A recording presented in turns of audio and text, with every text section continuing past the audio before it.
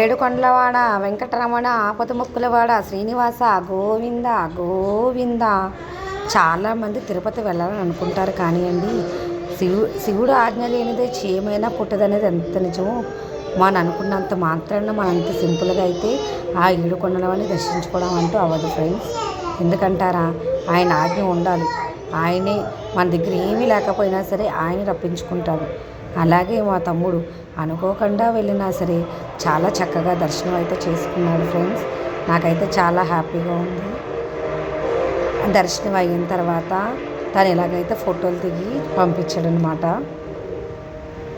నిజంగా ఆయన దర్శించుకుందామని 6 months నుంచి అనుకుంటున్నాను, కానీ నాకు ఇంకా దేవుడు దర్శన భాగ్యం కలగలేదు. ఆ భగవంతుడు మా తమ్ముడికి దర్శనం అయ్యేలాగా చక్కగా దర్శనం అయ్యింది. చక్కగా దేవుణ్ణి దర్శించుకొని వచ్చాడు. చాలా సంతోషం ఫ్రెండ్స్.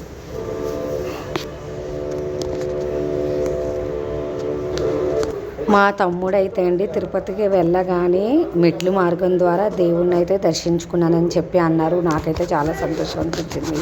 తనకు అసలు కాలు బాగాలేదు, అంటే యాక్సిడెంట్ అవ్వడం వల్ల తన కాలుకి దెబ్బ అయితే తగిలింది. అయినా సరే ఆ భగవంతుడిని దర్శించుకోవాలనే ఒక ఉద్దేశంతో అలాగే మెట్లన్నీ చక్కగా ఎక్కి తన దర్శనం అయితే జరిపించుకున్నాడు ఫ్రెండ్స్.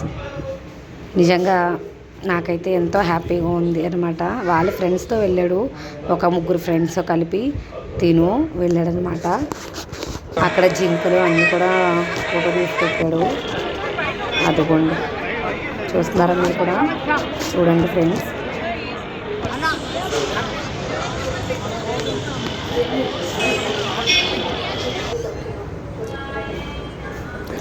మీకు కనుక నా వీడియో నచ్చితే కనుక తప్పకుండా లైక్ చేయండి, షేర్ చేయండి, సబ్స్క్రైబ్ చేయడం మాత్రం మర్చిపోకండి ఫ్రెండ్స్. ఓకేనా, మీరు సబ్స్క్రైబ్ చేసుకుంటారని అనుకుంటున్నాను. Thank you.